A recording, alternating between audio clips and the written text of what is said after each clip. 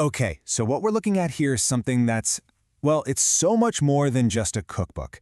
It's this incredible, bold attempt to capture something that we all know intimately, but can never quite seem to put into words.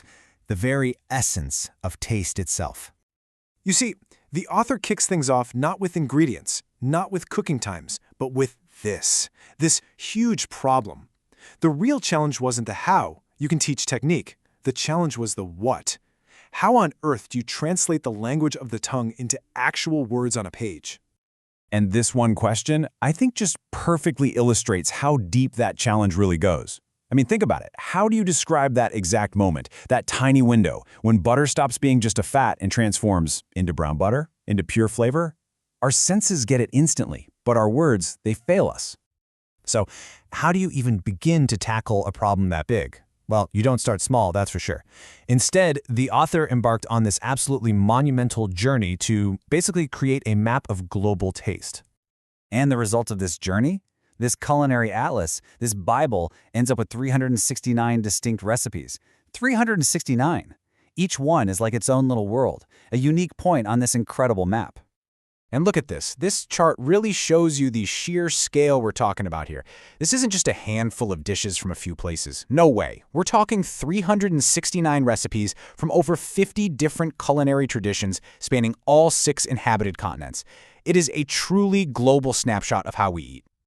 So this journey takes us to places like France, right? And you've got the absolute classics here. Coq au vin, duck confit.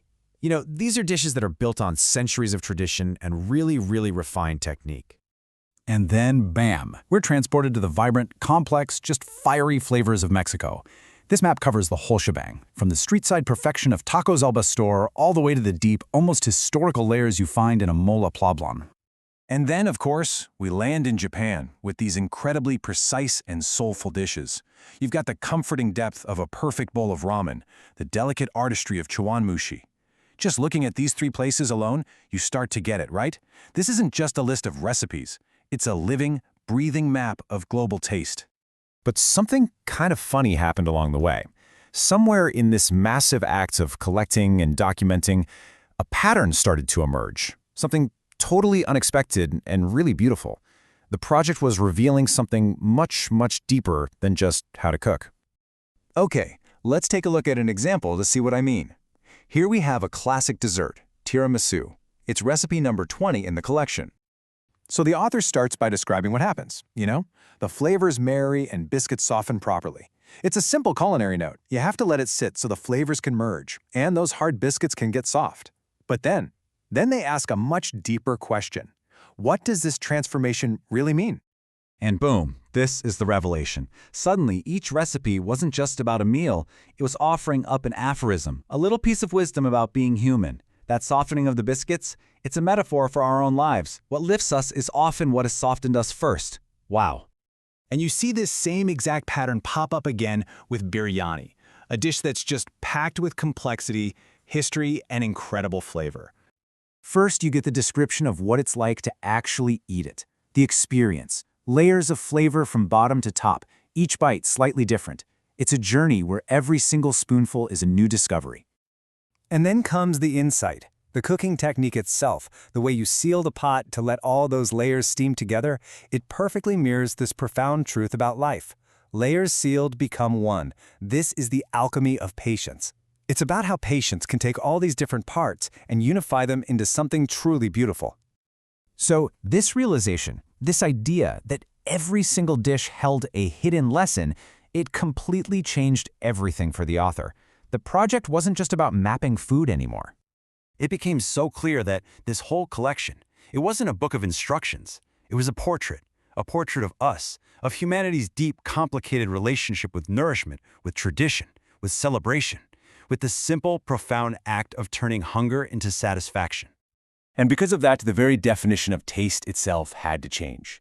It stopped being about a simple chemical reaction on your tongue. It became something deeply, profoundly human. It became about memory, about identity, about connection.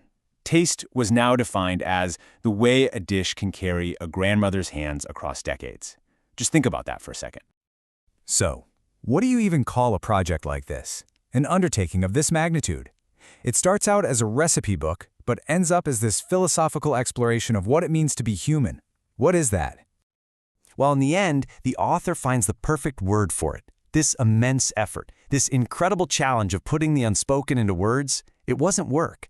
This was, and I choose the word carefully, joy. Just pure, unadulterated joy.